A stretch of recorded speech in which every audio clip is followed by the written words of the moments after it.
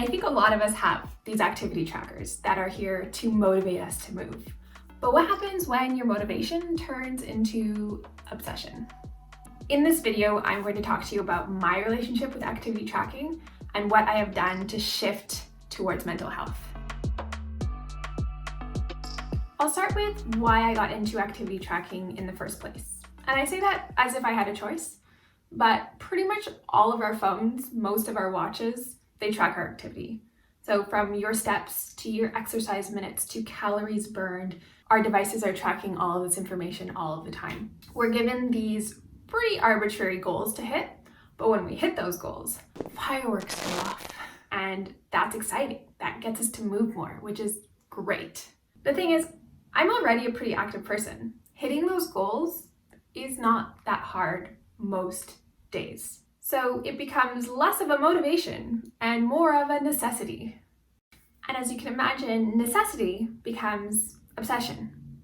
And what happens when your mood every day is determined by whether or not you hit that goal? In 2018, I had had my Apple Watch for about a year, and I decided that I wanted to get a 365-day streak of hitting all of my goals. The 3 goals tracked on the Apple Watch are movement, exercise, and standing. This goal that I set out for myself was mostly easy to do. I walk to work every day. I exercise, I run. The only thing that was a little bit harder for me was the stand goal. So sometimes I would be doing jumping jacks at like 11:30 at night to try to hit that goal. But for the most part, it felt very achievable. But I can remember in July, so it had been a little over 6 months that I had hit those 3 goals every single day. And I was traveling for work, and it was one of those crazy stormy days where every flight was canceled and I was stranded in an airport. Thing I thought I would never do in my life. Sleep in an airport. I failed in my own eyes. I failed my challenge. And I remained a slave to those goals for a while. I think it's important for you to know a couple things about me. The first thing is I'm a perfectionist. I've always been a perfectionist. I have to do everything perfectly or I don't do it at all. The second thing is I have anxiety. And those are 2 things that are linked. About a year ago, I started going to therapy.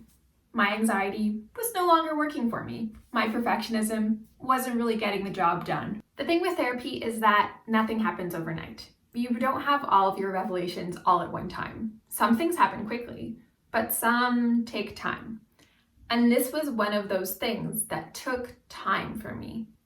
I was actively working to prioritize my mental health, but because exercise is seen as healthy, I wasn't making the link that this obsession with goals couldn't coexist with having a positive mental health.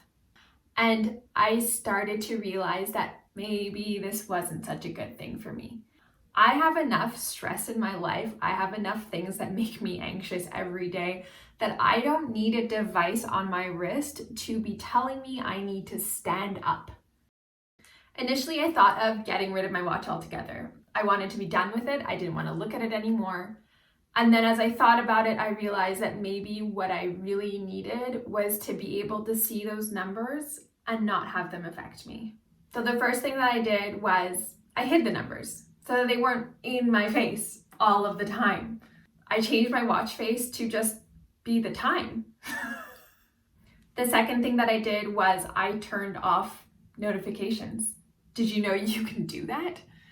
You can turn off those notifications that tell you you need to move, you need to stand, you need to exercise. By making these 2 small changes to my watch and also, of course, realizing what an impact this information has on me every day, it's really allowed me to take back control over this obsession. The conclusion here is that things that might be designed to be helpful can also be hurtful.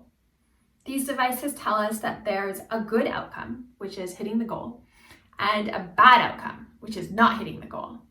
But this binary mentality of good and bad, it doesn't really apply to real life every single day. And as with every kind of technology or goal tracking or habit tracking, we need to keep that in mind every day, that not every day is the same. Some days it might be easy to hit those goals, and some days it might be better to not hit those goals.